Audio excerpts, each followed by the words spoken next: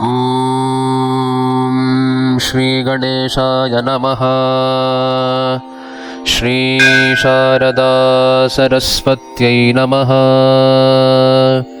श्रीगुरुभ्यो नमः। हरिः ॐ।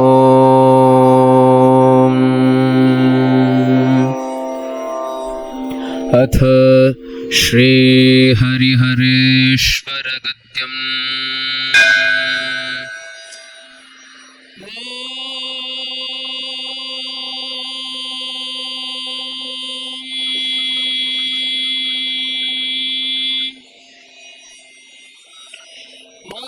रमण रमणीय सुमनोहर रमा हृदि रममाण उमा रमण रजनीश खण्ड विराजित गिरिजा हृदि विहारिन् शिखण्ड भूषण शेष शयन शतचन्द्र समानन विभो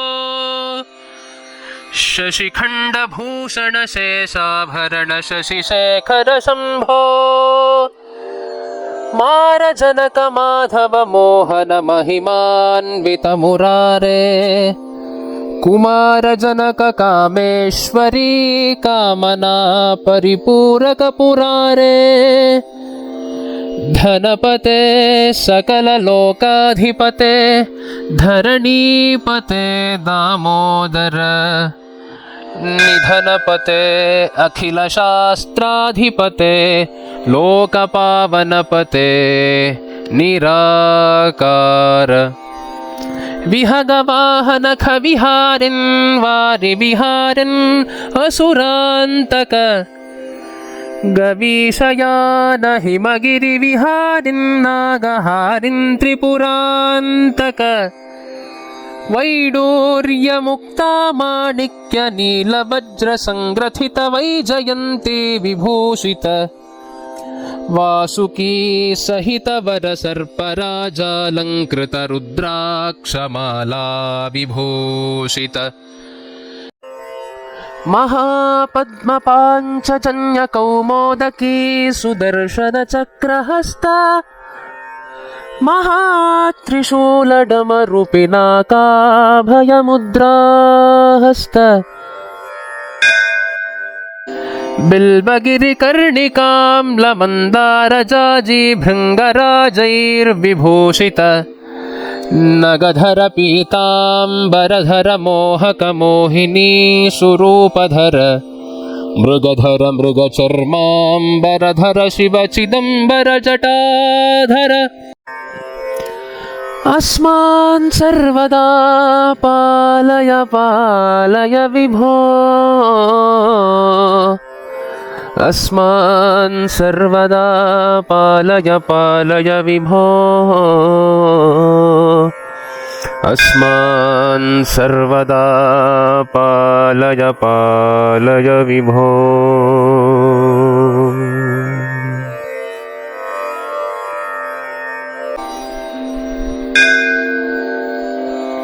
लसित विलसित कमल सुहस्तम्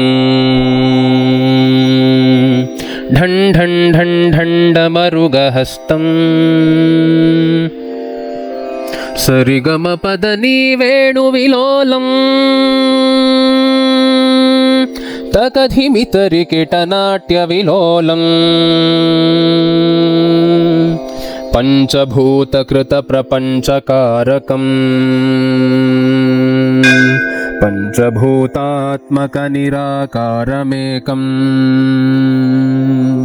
निर्गुणभावं सगुणस्वरूपम् आत्मारामं स्वात्मानन्दम् अगणितनाम हरिहररूपम् ज्ञानविज्ञानहेतुभूतम् दिगम्बरं चिदम्बररूपम् प्रणमामि देवं प्रणवस्वरूपम् प्रणमामि देवं प्रणवस्वरूपम् प्रणमामि देवं प्रणवस्वरूपम्